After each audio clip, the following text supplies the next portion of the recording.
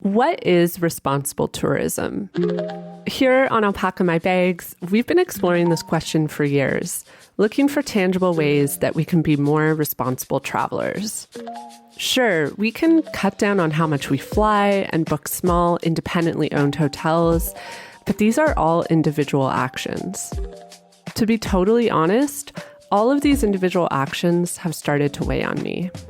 Sometimes I wonder if it's fair to put the pressure of these individual actions on myself and on others, when at the root, the real challenges in responsible tourism are systemic.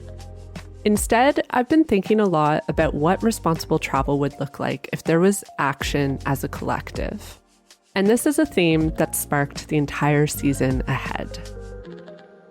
So I'm joined by my trusty producer, as always, Katie Lohr, along with Nora Loretto and friend of the pod, Zach Schrader, to unpack the question, can responsible tourism really become a social movement? And should it? And what would it actually take to see systemic and structural change within the travel sector? Nora Loretto is a writer and activist based in Quebec City. She's authored 2 books about organizing social movements, and she's one of the hosts of a podcast that is a personal favorite of mine, Sandy and Nora Talk Politics. And Zach Schrader is here. If you've listened to Alpaca My Bags before, then you know we try to invite him on at every chance we get, because not only is he a fellow travel lover, but he always shares the most wonderful insights. In this case, we knew Zach would bring a great perspective to this discussion from his work as a psychotherapist, and he would help us to unpack the mental load that goes into social movement organizing.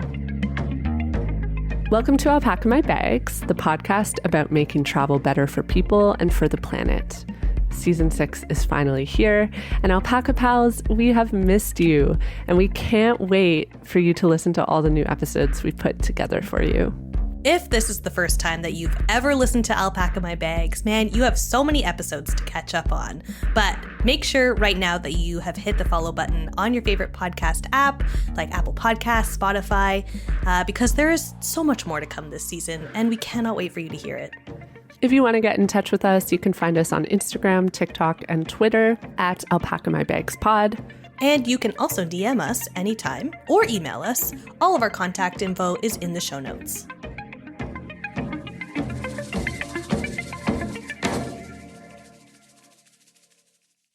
Okay, so Katie.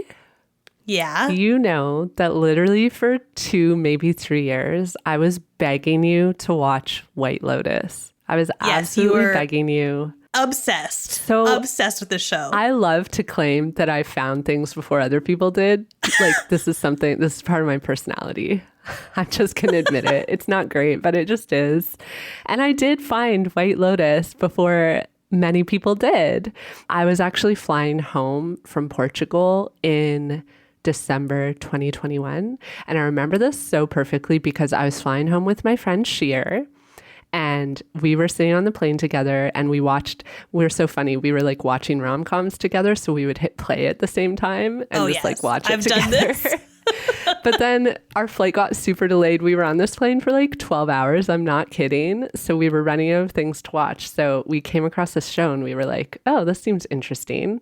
So we started to watch it, and it was season 1. We were trapped on this plane for so long that I literally watched the entire season 1 in that one sitting. I mean, how could you not?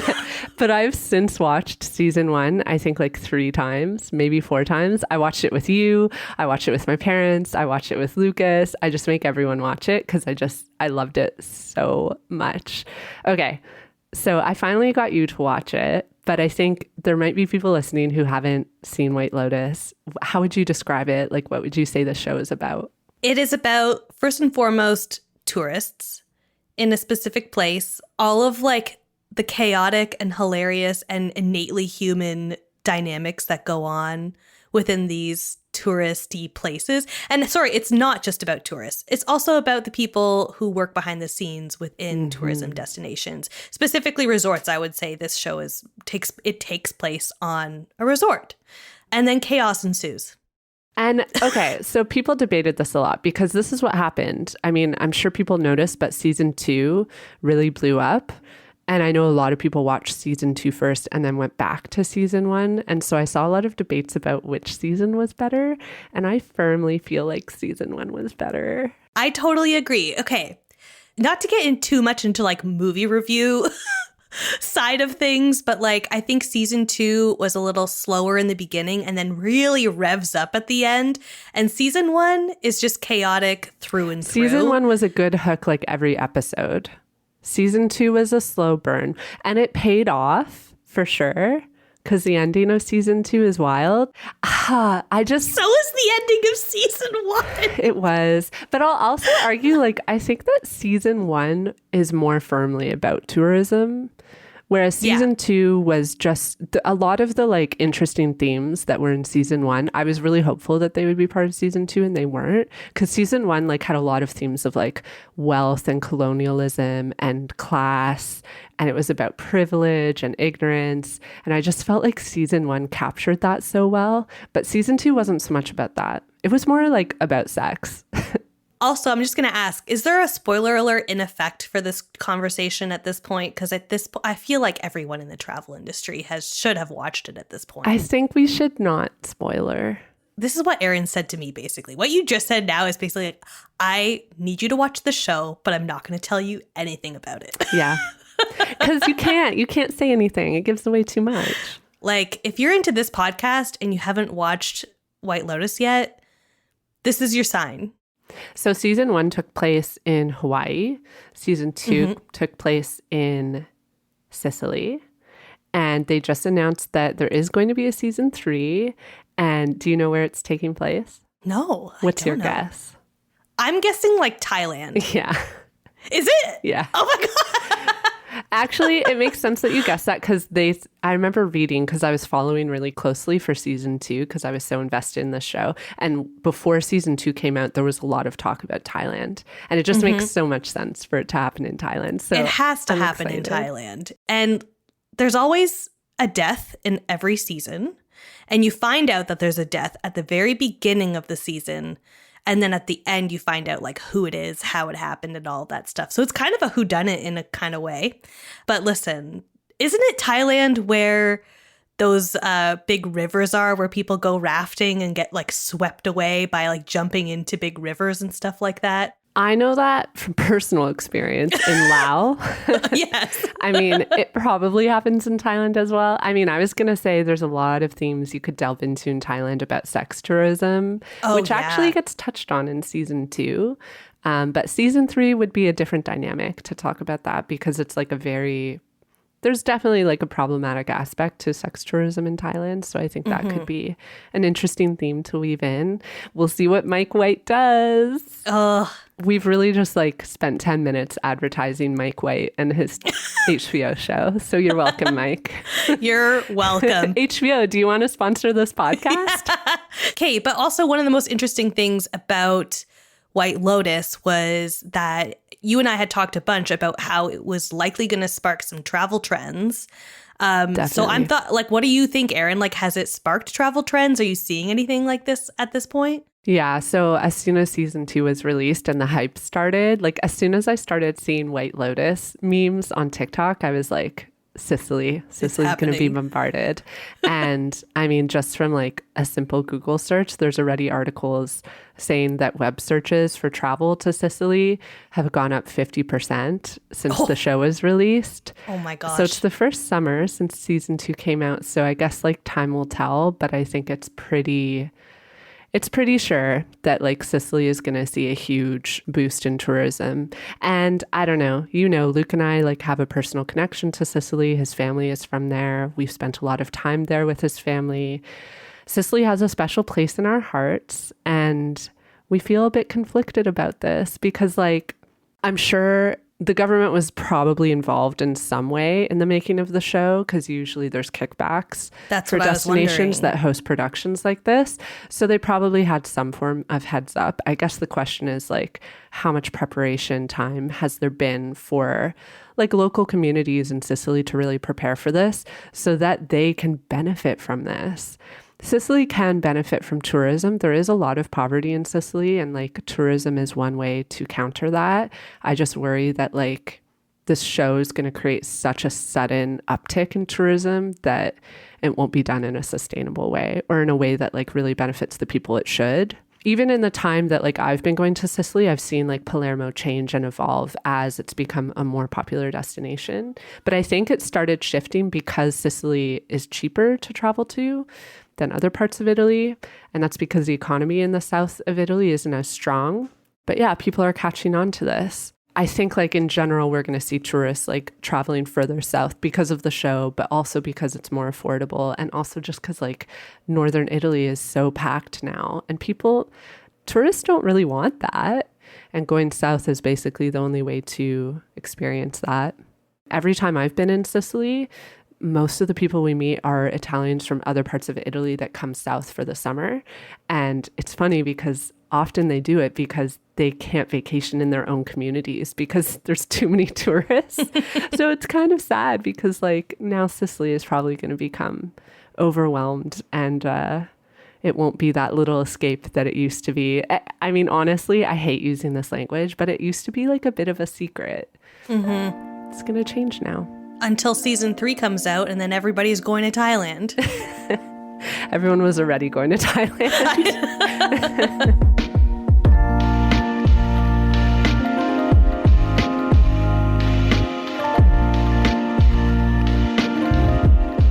So I'll start with you, Nora. Your book and respective podcast, Take Back the Fight, is ultimately what inspired this episode, particularly for Katie.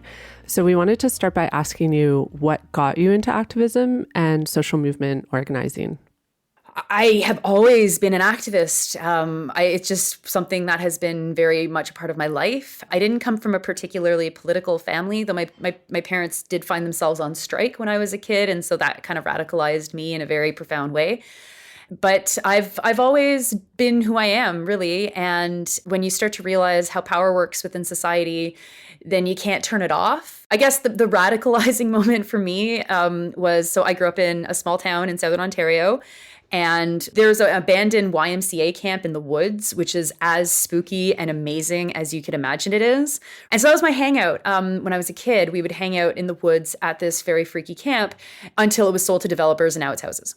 So nothing quite radicalizes a kid of the Greater Toronto region than watching your most beloved space become a million houses.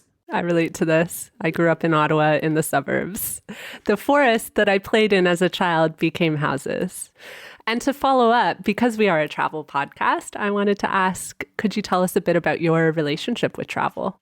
Yes. Well, right now I'm only traveling for work, but that does mean that I get to see a lot of Canada a lot. So I'm on the road more than most people and I love it. I'm very, very lucky to be able to do that kind of work. But I was talking to a friend of mine who was reminiscing about the time she went to Rome when she was in high school, and she's almost 50 and has not yet gone back to Rome, and was just like, her face changed when she talked about needing to go back to Europe. And I was like, yeah, it's so funny. Like, as someone that travels every other week, basically, traveling for fun isn't at all on my radar. It's just not, I'm just too connected to having to travel for work. So I'm like an expert in airports. I'm an expert in planes. I'm an expert in dealing with turbulence. My first turbulence freak out was flying Toronto to Shanghai. I do not recommend that. Okay, Zach, welcome back. Thanks. Happy to have you every season. Yes. So we have a big life update to talk about. You recently finished your studies and started practicing as a registered therapist. I have, yes. I made the pivot. Congrats. So Thank tell you. us about how it's felt to start your practice. Yeah, it's been really amazing. It's a culmination of a lot of scary decisions and a lot of work.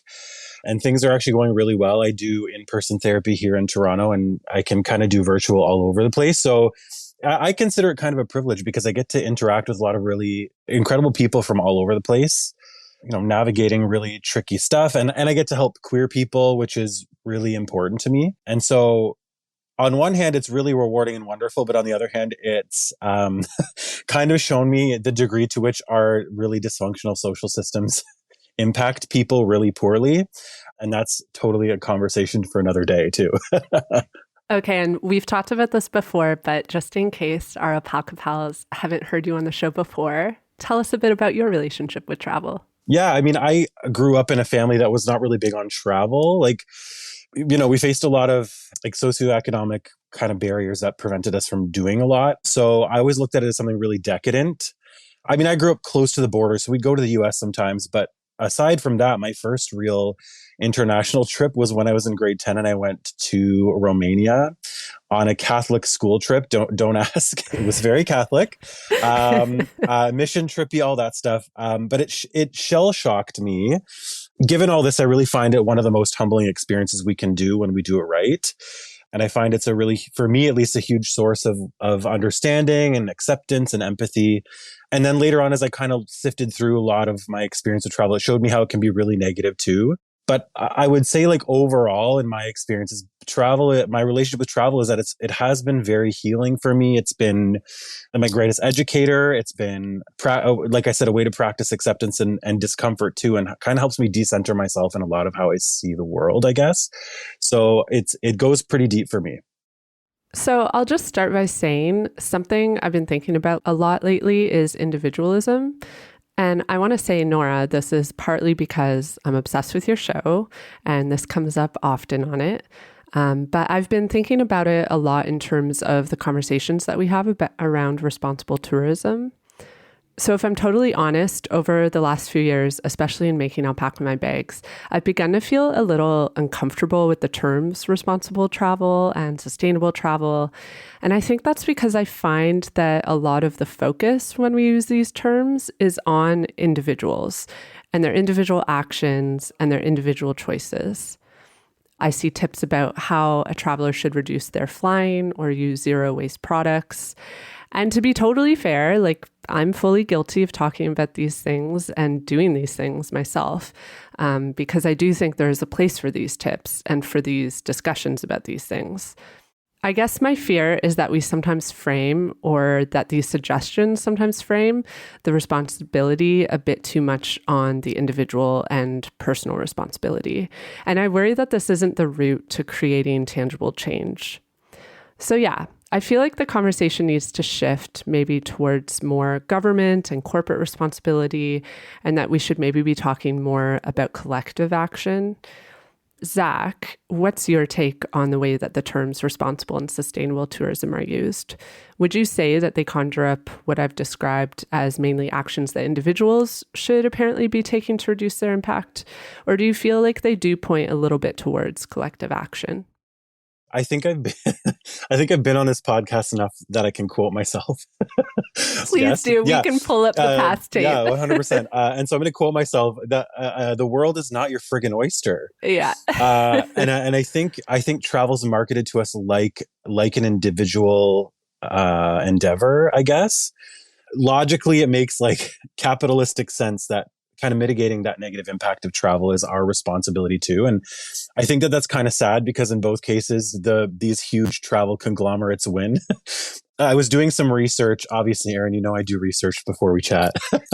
I was doing some research actually, and in 2021, the CEOs of the USA's 10 largest airlines, who are all white dudes, obviously, banked 53 million plus in total compensation. They win either way, I think, when we think this way, when we think super individualistically. I think a rethink of why we travel in the first place is important. Like, in my own mind, I always remind myself that when I travel, even when it's solo, it's never actually alone. I'm actually not just an individual doing it. Like, I'm coming from and going to communities, and when I travel, and I only get there with the help of the people who work for the means of travel that I'm using. It's not individual in the first place to me. And I think pretty much all of what we do is not individual. So part of me wants to start there. Like, when I look at it this way, travel just is sustainable and responsible, and we're doing it wrong.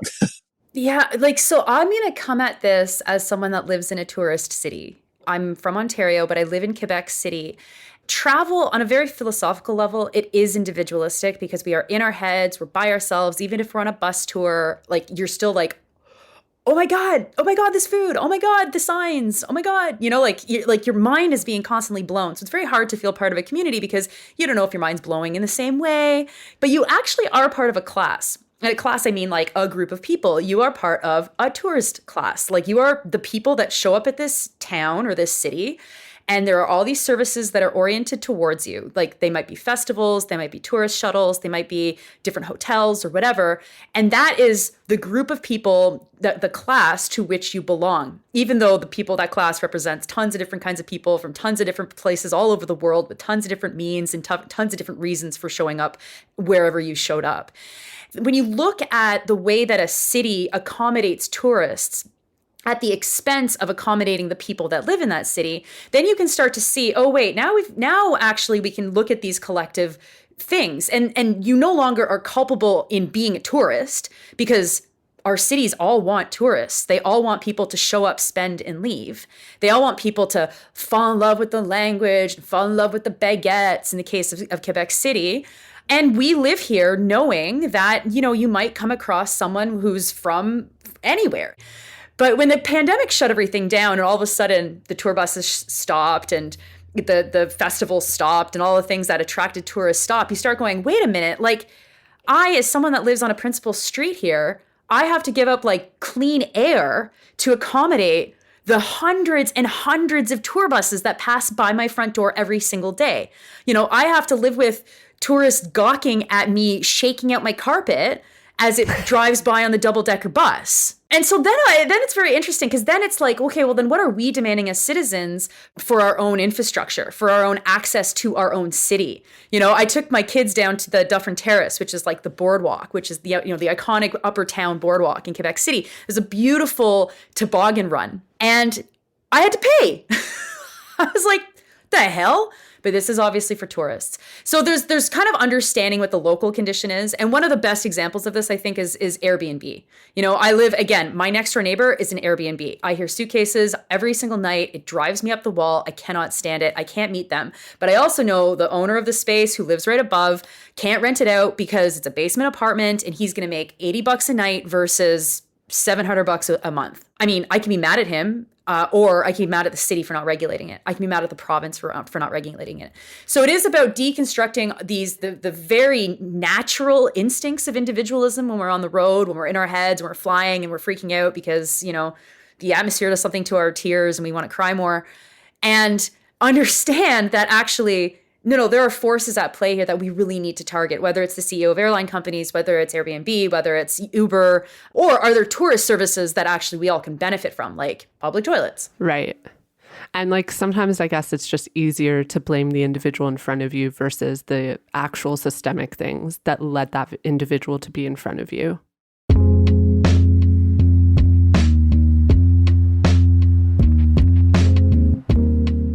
Okay, so on your podcast, you often emphasize community over individualism when it comes to making change. I wanted to ask if you could share an example of how big of an impact communities can have when they do work together.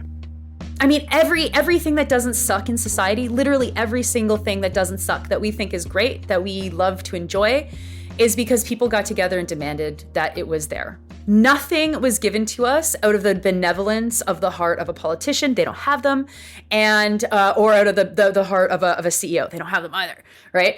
And so everything from public transit that works to good city infrastructure. I mean, hell, like even our drinking water infrastructure in Canada, I mean, if we have it, but that was through public pressure. And the places that don't have it is because there's not enough public pressure. There's not enough action forcing governments to actually, make change. But every single thing from maternity leave to the minimum wage to workplace health and safety to seatbelts to like all of this stuff was because of people getting together and taking action. The problem that we experience today is that there's so little memory of that and people don't know where to start. And so there's a generalized desire to do something and then a lot of like, now what? And there's a whole bunch of reasons for that that are all out of the hands of individuals. And then of course, social media has also really damaged it as well. Okay, so Zach, what would radical organizing around responsible tourism look like to you? I might be repeating myself again, but I think that a lot of the change we need to see in travel spaces are the changes we need to see in the world anyways.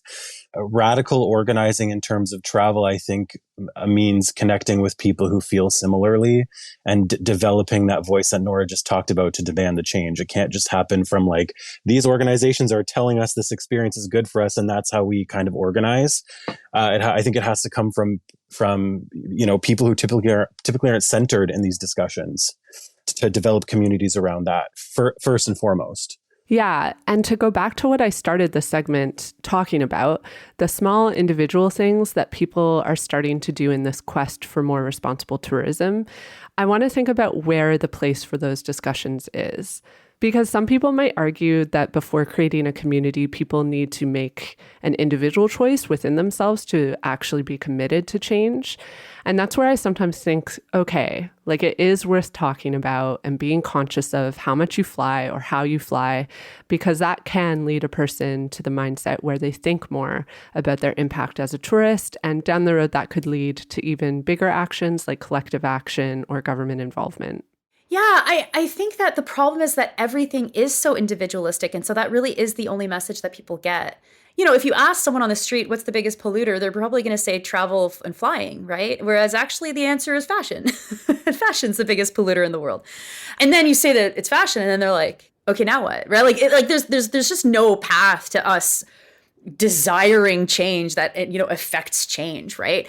I think that we are far too in the mindset that people just aren't aware enough of things being bad. And once they're aware of enough, they'll take action. And it's like, that's not how this works, actually. If that radicalized people on its own, massively oppressive regimes would have been toppled. Instead, people go into survival mode. They focus on things they can control, obviously. And they don't necessarily look to then change anything because things seem so impossible to change, too big for them to change. They're not smart enough to change it. They don't know the right people. They don't know where to start. So, I mean, I think awareness is great. It's fine. We can talk about awareness. Education is super important. But there is such a deficit between, okay, so planes pollute, and how do we force the federal government to nationalize Air Canada? Like the gulf between those two things is enormous. And we also don't really have like a sensible discussion about these things because we easily could live in a world where tourism is fine, is sustainable, where flying is sustainable because people aren't flying Montreal, Toronto every week, right? But people fly Montreal, Toronto all the time. Why? Because it's impossible to do it on the train because the train is unreliable and it's expensive and it's slow, blah, blah, blah, right? Then the question becomes not so much the education piece or the analysis piece, but okay, so what do we do about it? It's like, okay, so then let's talk about what pressure points we have within society. If we're talking about tourism, this is an industry that is largely ununionized. So that's one place to start. It's an industry that is exploitative, that relies on minimum wage or low wage workers. So if we're talking tourism, then it's like unionization within a lot of these industries. Where are you spending your money when you're traveling? Are there any progressive groups doing kind of good work that you can support, that you can get involved in? And it could be small stuff too, there are people that own hostels that are cool. Like, is that a place that you can start actually building like an interesting tourism relationship where people, you're not going to see them every month or every year or even ever again. But maybe it is a way that when they get here, they know that there's certain things that they can do. There's certain protests they can check out. There's certain movements that they can get involved in if they're here for a week or here for 2 weeks. There's certain places they can volunteer. Or there's certain people that they can help clothe and feed and do interesting stuff. There is ways to do it. But the problem is it's all been so commercialized. And if we're doing it for profit, then it's never, ever, ever going to be good, right? Yeah, it's interesting because tourism just touches so many other social issues. For example, talking about flights between Montreal and Toronto, we recently had a discussion with Paris Marx where we talked with them about this and we said, this isn't just a tourism problem. This is actually an issue of accessible transport for Canadians. So something that Katie and I have found is that we feel worried sometimes calling ourselves a responsible travel podcast. So just to explain, the reason we landed on this term is because we didn't know what else to call ourselves or how to describe what this show is about. And part of it is like, it sucks, but it's about making the show searchable.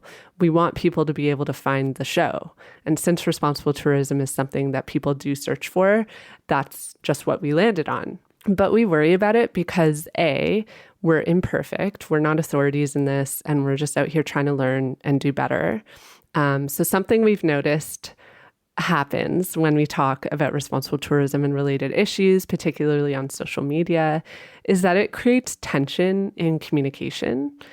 For example, last season of the podcast, Katie and I mentioned how we've started to notice that when we bring up topics that highlight injustice in the travel space, like passport privilege and accessibility, some people have very reactive and defensive responses. We find this a lot when we post on Twitter and TikTok and Instagram. And I'm sure this is a trend across most issues that relate to social change. So Nora, could you tell us about if you've ever found this in your own work and what you think is leading to these reactive responses? Well, I mean, people kind of know better than to argue with me. I shouldn't have said that while you're drinking water. I almost ruined my mic right now. So, I mean, the people that disagree with me tend to be really trolling. Like, I don't tend to get into deep disagreements that are the kind of disagreements that you would have in real life.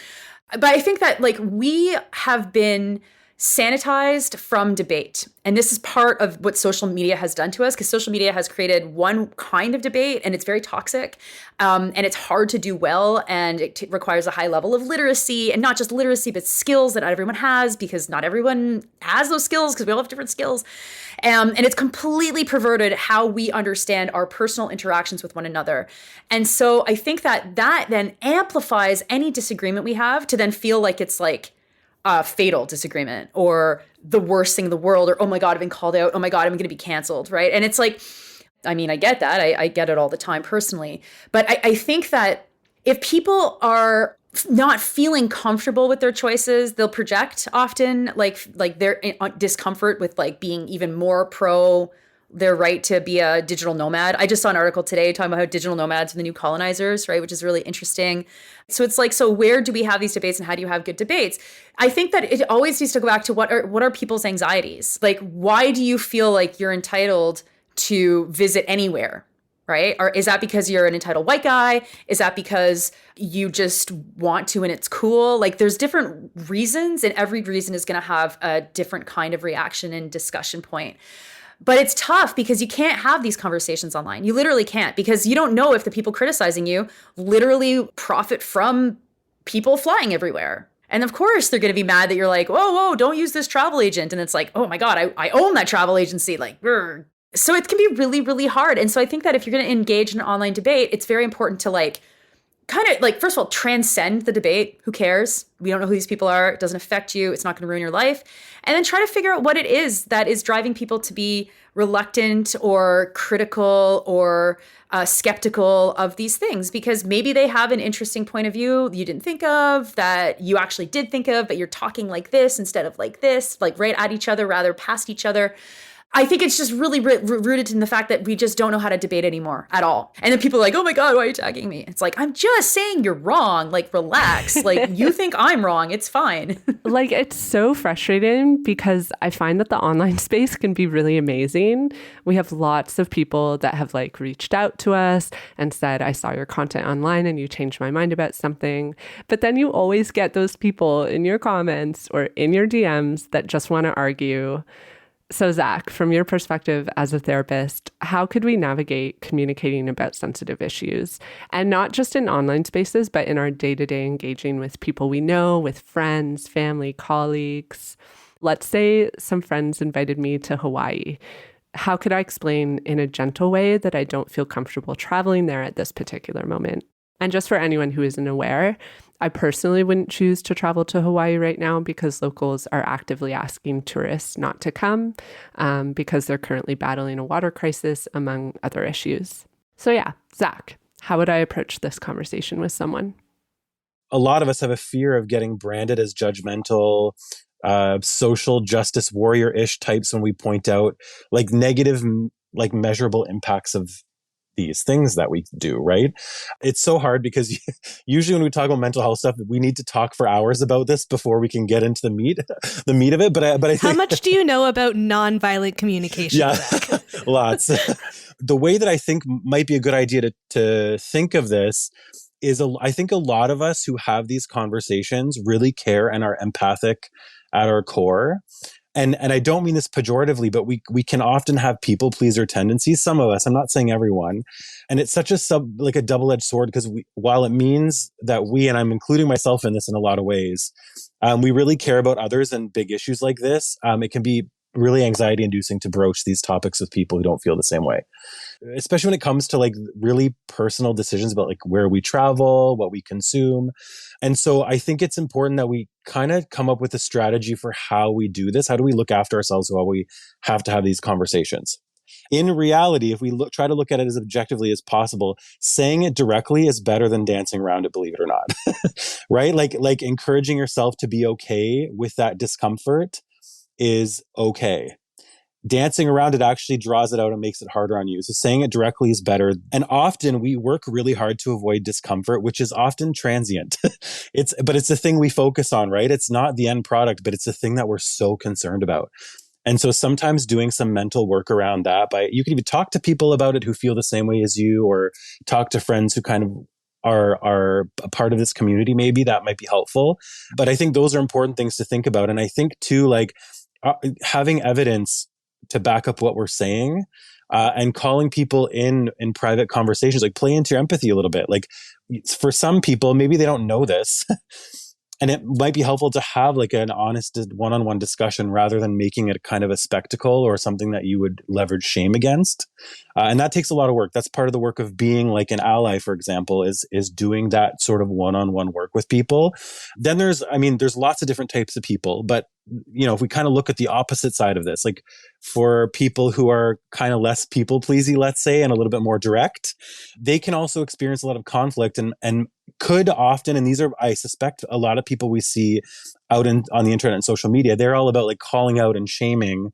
And I'm not saying this to like induce any shame towards anyone, but we do see this play out a lot, at least in my experience in the social justice space, right? We see calling out and stuff like that. And I think it can turn people off to wanting to make an effort even. And so I think that learning about how our behaviors and habits impact the world, it requires like cultivation. It's not an expectation that we have to meet right away. It's a cultivation. So sometimes thinking in terms of metaphors is helpful. Like this one's really basic, but thinking of this as a seed that needs to be planted and encouraged to grow. And it can happen quickly. It's not like it's going to take a whole year, rather than just setting an expectation that somebody needs to just meet. And of course, there's lots of layers to this, like privilege and access to education and all of that. But I think that's an important part of it too. And at least to me, and I've learned this a lot as a queer traveler in this world, that we need to make sure we're operating from the knowledge of the, lived experiences of people who experience the brunt of this negative impact, right? That has to inform how we do this. So variety of ways to go about it. But at the end of the day, I mean, we all have to kind of do the mental gymnastics to make sure that the change happens that we want to see happen. And if I could just jump in, I mean, it's also like, it doesn't have to be that conflictual. I mean, it depends. If it's your parents being like, we're getting remarried in Hawaii, and you're like, oh, fuck, I have to go, right? Yeah. It goes back to this question of individualism. So it's like, oh, did you know that there's no water there and that they're asking us to not go? And your friend's like, yeah, I don't care. You're like, oh, cool. Okay, that's super weird. Have fun, right? It's not their presence that's going to destroy things. Like they're part of, as we talked about, systems and structures. But then there's like, let's go somewhere else instead. Cuba, like Cuba's got a lot of great beaches. Like there's a reason to not visit every country, and there's ways to do it properly, and there's ways that you can do it very poorly. And so you can always suggest other options. You could always refuse and lead by example. You could suggest that this person looks for ways to support local organizing, even if they have no choice. They've already paid for their flight. They're going anyway. It isn't necessarily about conflict, right? And I think that that's where people get their backs up, because it's like, sorry, this is the trip of my lifetime. I've never in my life been on a beach in the Pacific Ocean, and you want me to cancel? Like, that is conflict, right? But it's more, like, oh, your destination wedding to the Dominican. I'd rather cheese grater my back than go to that. But I love you guys, and I'm gonna buy a bunch of hangers for your new apartment. Like there's ways that we don't have to be roped into other people's decisions. And one thing that I'll mention this, it's a bit different, but during the pandemic, at the start of the pandemic, my friend was saying she felt such anger at one of her friends who had decided to take a writing residency in another country and break all of these different rules to go to it. And my friend rationally knew she shouldn't have been mad, but she was so emotionally disappointed in her friend in violating all these rules, and it's not safe and blah, blah, blah. And she's telling me this, and she's like, and she's also got chronic illnesses and she might even die. And I'm like, and she's going on a trip of a lifetime. Like, who cares? You got to let it go. It's not about you. If you wanted to do the same thing, like, you could do it. She's not breaking any laws. You wouldn't be breaking any laws. You're not going to do it because you have different expectations. And, oh, you've got a kid and she doesn't have a kid. Maybe that's actually what's going on here, is like, who doesn't want to get away from her kids for a bit? But that was a really interesting moment where it was like, it was more projection, but she recognized that this was not a healthy emotion, and it still made her feel so, so bad. And maybe I'll ask her about how she kind of ended up feeling about it now that her friend's not dead and got this amazing writing experience and the pandemic's still here and all this kind of stuff, right? Well, actually, that's, I don't know if you know this, but you actually just articulated what's a really important branch of therapy as well, which is making sure that the rational mind and the emotional mind kind of come together in what they call the wise mind. And I think that's what you said happened, right? Is we have to balance both. And oftentimes when we feel activated in situations, it's because we're leaning one way or the other too much, and it's not good for us. 100%. You don't have, every single one of your friendships doesn't need to be a battlefield. And that's not how you change the world, right? Your friends, unless you're friends with Justin Trudeau, you really, and if you are friends with him, like, my God, let's talk. But, we're talking about deeply flawed humans who are trapped in the same shitty web that we are trapped in, with the same constraints and the same desires to just go somewhere. So I'll give you another example. Another good friend of mine loves cruises. And she knows my politics. She knows that I'm probably like, cruise, shut up. They're killing the ocean. You're killing 900 whales every time you go. They're disgusting. What do you want to do on these cruises? And I don't even need to say to her like anything, right? I'm just like, oh yeah, okay, yeah. Because I do know enough about her life to know that she needs a cruise or something. I mean, she would do very well to have a much more sustainable non-cruise vacation. She does not have the mental capacity to even test the waters on that. She's tested the water on cruises, and that's where she's going, right? This is where alternatives are really useful. If you do know of an alternative location with a really wonderful experience, share that information. An amazing destination that is like fair and sustainable and cool. Like, spread the knowledge around on that, and remember that you fighting with your best friend over the cruise is not going to hurt the cruise industry. It's just going to hurt your friendship. Yeah, that's such a good point. And I love your suggestion about making alternatives, because now I'm just thinking about it and I realize that's something I did recently with some friends of mine who told me that they had just gone on a resort trip. I had asked them if they went off the resort or on any excursions or anything, and they said no, that they were kind of nervous to leave the resort. And then they talked about how they'd be scared to travel in the way that Luke and I do, which is usually like not resorts. But we told them we'd be happy to help them organize a trip to go on privately, like to a locally owned hotel in a beachy destination. And we were just saying, like, we can help you have an experience that's similar to a resort experience. But instead of like paying a resort, you'd just be paying local folks for that experience. And yeah, it ended up being a really nice conversation, and they were genuinely interested in it. We even talked about like, let's just do it all together, like the four of us go. So all this to say, I think you're right. A lot of progress can probably be made just through the power of suggestion.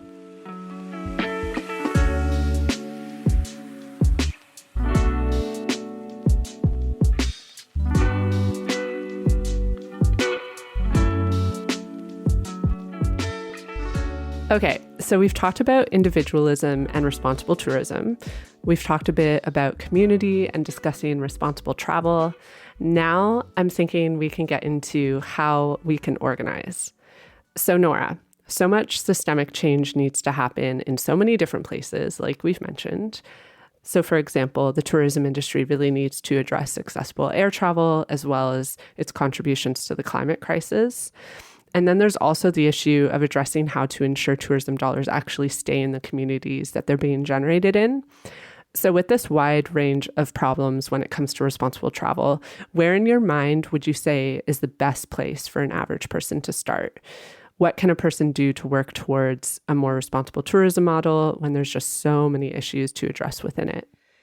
Totally. Okay, there's a whole bunch of different options. If you're a person who's like really into tourism, like you travel, you're known for how much you travel, you're really, really into it.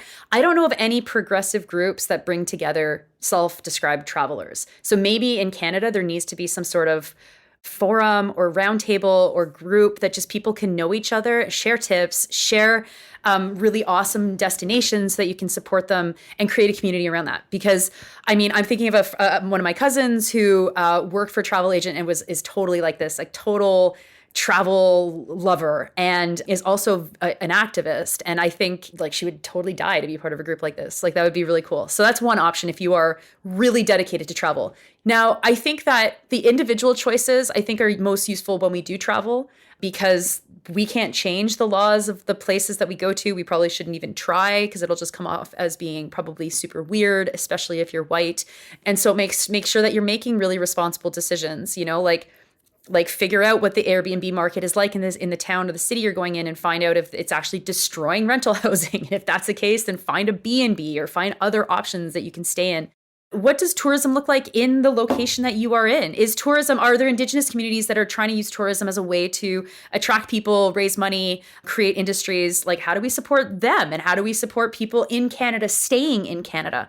Because like the notion that the only good vacation is a beach somewhere is very destructive. There are great places to travel all across Canada. There are great places to do bike tourism and rolling, different kinds of rolling tourism. There's great walking trails. And if we're not looking at our own backyard, then we cannot absolutely not change anything about the rest of the world. Mm-hmm. I love that philosophy of looking at what's around you before you expand and then trying to address issues that are outside your own orbit. I mean, I think it comes from when we address the bigger social problems at large as well, like considering it as not a silo. And I think, you know, it can start as early as high school. I mean, something that's coming into my mind is, I don't know if any of you took the class Travel and Tourism. I think it was like grade 11. Yeah, I did not take that, but we had it. I just, it makes me think of how we are almost conditioned with messaging around travel from a young age. Like I know for me, it was considered something decadent when I was younger and aspirational. And in high school, it was very much pitched as like a way to make money. Be a travel agent and make a trip where you can make money. Profit, right? And I think that part of the issue too, I mean, Nora alluded to this earlier, right? Is as long as that kind of mentality exists, not a lot of change is going to happen.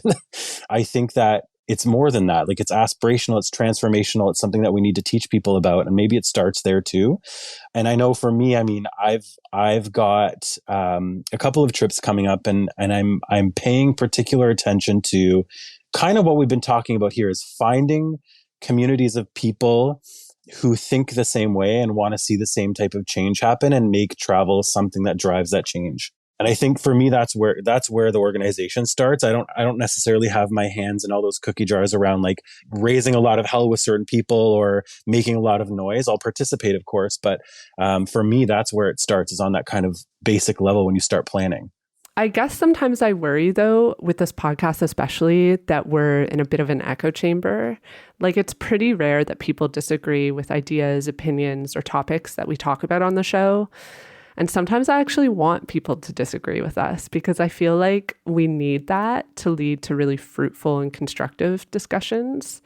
I guess sometimes I think we could just learn even more if we were being challenged a bit more. But the challenge comes in organizing, in the actual work of what do we do? What does this group look like? When you talk with like broad strokes, common sense things, no one is going to be able to say, but I have the right to show up in Barcelona and, you know, set things on fire. It's like, okay, I guess, right? No, like I think that these perspectives are very mainstream, that any reasonable person holds them, even if they would vote completely different ways or have different kinds of opinions on different issues. A lot of common sense things get passed off as being like left-wing thinking. which it's not actually. It is just common sense. But where the struggle happens is when you put those ideas into action. And that's where people are like, whoa, whoa, whoa. Like, I'm not sure if that makes the most sense. And then you find yourself not just debating the tactics, but you are actually then debating the broader issues too, because often you have to be on the same page on the broader issues for then the more minor issues to fall into place. And so it is in those kinds of tactical discussions that you will have those arguments, and that you have to create space to do, because that's where you're like, okay, no, we're gonna totally back, like, for example, CUPE, the union that represents flight attendants, we're gonna actually fight against fuel leaks, right? Because their employees inhale a lot of fuel, right? Or radiation from the sun. That's another big workplace health and safety for flight attendants. That's where you have these discussions. And sadly, it is not. The podcast is the candy, and then like the medicine is the actual organizing work. I agree with that. And Erin, I agree with what Nora said. Erin, I'm going to disagree with you, but not in an echo chambery way. I think, and I'm speaking for myself here, but I've learned so much from listening to this podcast and other podcasts as well. It's not always about organizing. It's about kind of setting the infrastructure to understand what you're doing before you do that. While it might seem like a lot of people agree, I think that people do a lot of necessary learning, and that's important in all of this. So I actually want to circle back to something that's a little bit unrelated, but I've just been thinking about it a lot, and I think it's relevant here. So I'm going back to the individual choices thing. I've been thinking a lot lately, and Nora, you touched on this, about putting more research into your travels ahead of time. So for example, instead of an Airbnb, book a hotel and look into who owns it. Do you think there's the possibility for larger scale disruption for travelers, being consumers, to make choices that put pressure on these industries to service that consumer more? So I guess what I'm saying is like more resources for consumers to easily find this information. If people stop using Airbnb and start making other choices, maybe we'll see more of these alternative choices coming up. I think that's a lot of theories of social change, is that's how it happens. And I would say that is not how it happens. Really? Okay. No, because there's no amount of individuals saying, I'm not going to use Airbnb, that's going to sink the platform. I mean, the platform would say that that's how it works, but that's not how it works. Yeah, knowing who owns what. I mean, I also plan conferences in different parts of Canada. And so part of that job is to make sure that I only use unionized hotels. They're really expensive. And so that is not an option for most people who are just on vacation, right? But if I have a $50,000 budget and I am bringing 100 people from across Canada, I'm definitely going to be making the decision to only use unionized hotels. That's what we do. And the best part of that is you get to call the workers and say, hey, are you unionized? And they sometimes are not and think they are. And you get to have a political conversation with the workers themselves and say, oh, well, we can't be at your hotel because blah, blah, blah. And did you know, then you have a political conversation with them when you're organizing, conferences. What might be interesting is seeking out travel agents, because they're the ones that have more contact with spaces and can suggest these kinds of locations, right? So people who do use travel agents, and there's a huge segment of the population that do use travel agents, who are the ones that care about the ownership? Who are the ones that will avoid an Airbnb? Who are the ones who, after years of being a travel agent, have relationships in different parts of the world with different owners of different, let's say, smaller hotels or hostels or something like that? They'll be able to maybe have a bit more of a market shift, but our individual choices aren't going to change all that much. They just can't. Agree. I think that is almost like a platitude to make us feel like we're making a change, and maybe not. And so I agree with that. I think that it's often about solidarity, right? Finding solidarity with people who, if you were in their shoes, how would you want to be treated? How would you want to be traveled to, right? And I think that's really important. I know for me, and I talk about this all the time, but I have problems, for example, with the discourse that you shouldn't travel to quote unquote homophobic countries because there's still queer people there who still need support, and who especially in resort centered areas that have been particularly hit by British colonialism, where a lot of the quite homophobic legal legacy exists. I think that instead of saying no, which is what a lot of people would want to tell us, it's going there and actually making an active decision to, for example, travel to places where queer people are safe to work, for example. That says volumes more than what the discourse often is about this stuff. And solidarity and solidarity building, right? Because then you meet people, then you talk about struggle and you learn. 100%. And you maintain those contacts sometimes, and you go back and they might visit you, right? Like and that's what travel, cool, to me, right? that's what travel does. That's the conduit in a lot of ways. Okay, so to wrap up, let's talk a little bit about wins in social progress and social movements. So I actually wanted to share something that my dad said to me a few years ago. I was going through a period in my early 20s where I was extremely cynical about the progress around gender issues. And I was having a really hard time feeling any sense of positivity about the state of things. And I'll never forget this. My dad sat me down and said, you should try to stay positive because it's really hard to see the results of a social movement in the moment right away. And he made a really good point. He explained to me by going into the history of women's movements, how progress happened over time. But in those early moments, those women didn't know what the future would look like. And maybe in those moments, they too felt like there was no change happening. But now in retrospect, when we look back, we can see how much progress was made during that period. I think this idea is relevant here because I want to talk a bit about what the future of responsible tourism could look like. Do we think we're on a positive path? What would be some big wins?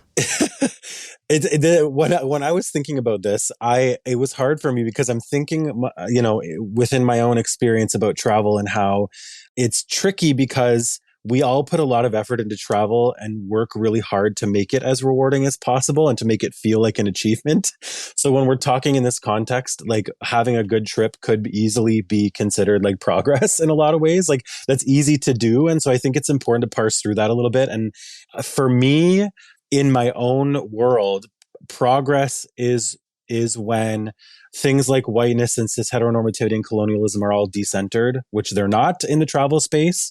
It really comes down to travelers being less selfish in the way that they travel, right? Like the world is an oyster that you don't own, right? Like it's something that you have to keep alive and that you have to tend to and that you can't exploit or use for profit. That's where we hopefully start to see a lot of change. And I think it does kind of take root in this solidarity we're talking about. Yeah, I mean, I see the world changing in a very significant way in the next 2 decades. And I think it's going to be more unstable and travel will be more difficult and people will not be able to go to all corners of the world. And I do think that people from all corners of the world should be able to go to all corners of the world, right? Like at the end of the day, when we talk about travel, we're talking about borders and we're talking about countries and fake countries, that cut through communities and cut through ethnic groups and cut through languages. I would like to see an overhaul of how we deal with visas because anyone that does international conferences in this country, getting visas from many different parts of the world that are poor is impossible. And so speakers are just blocked. They just can't come. Participants cannot come. I have a hard time, honestly, untangling travel and refugees and the flow of refugees and the flow of people trying to find safety. Sometimes they refugees will travel as tourists to be able to find other places to live. And our entire immigration and refugee system in this country is totally racist and garbage. And so I really hope that we can change that. I would love to see the cruise industry destroyed. Obviously, I think that has to happen. And again, people thought, if COVID's not going to do it, nothing will. And it's like, well, maybe it's the total extinction of whales will. That might do it. And, people having more consciousness about this stuff, I think is really important and great. And I think seasoned travelers do have a better consciousness of this than someone that only might get a trip once in a while. And so that also means that the ignorance might be classed. And so how do we make sure that poor people do have access to travel and are not taking the cheapest trips? They're not taking the trips on the cruises because it's just the easiest and it fits around a very tight vacation schedule that they only have once every 2 years or whatever. So more vacation days. We don't have enough in Canada. There should be mandatory 4 weeks of vacation for every single worker at least. And we need vacation pay. So we need to be paid to be able to travel, right? So there's a lot. And as the world destabilizes, it will not stop the flow of people. It might make it more dangerous, but it also will mean that there will be even more incredible experiences that people have, both coming to Canada and leaving Canada with people that they might not be able to meet because of borders closing and global instability, pandemics, and this kind of thing. This is something I don't often see talked about, especially with sustainable tourism. The practice of sustainable tourism, I'm doing air quotes, and even being able to make sustainable travel choices is a privilege in itself because often those sustainable choices are the more expensive ones. If you look at ecotourism, like an ecotourism hotel is often going to be more expensive than one that isn't quoting itself as eco-friendly. And so I think that's something that a lot of people should keep in mind as well.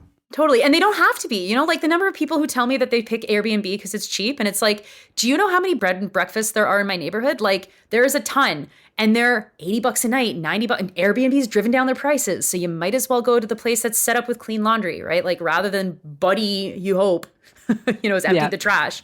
And they serve breakfast. That's what the B means. Okay, before we wrap up, we wanted to ask both of you for some of your personal travel recos. So to start, we want to hear where you both live, and then tell us your favorite thing about that place. So Zach, to start with you, give us your favorite place to eat in Toronto. Oh my God, my favorite place to eat in Toronto? Loga's Corner in Parkdale. It's on the corner of Queen and Close. It is a Momo shop. Amazing story. They make amazing food. It's amazing. And Nora, what about Quebec City? Quebec City is a tourist town, as I say. So there's so much stuff set up for folks here. I would say if you're eating, don't eat in the old city anywhere. I mean, unless you want to pay an arm and a leg, and for mediocre food. There are some exceptions, but I would not pay for food in the old city. It's too touristy. If you're looking for a great meal that is maybe a little expensive, but is very local as well, I would go to Le Hobbit, which is on Rue Saint-Jean, which is one of the streets that goes into the old city through the gates. Le Hobbit is a total standby in this town, and tourists and locals alike love it. The best restaurants require reservations, which is very confusing for tourists and me, frankly. It's winter right now, and so what I would suggest people check out would be to go to the Plains of Abraham and rent a pair of skis.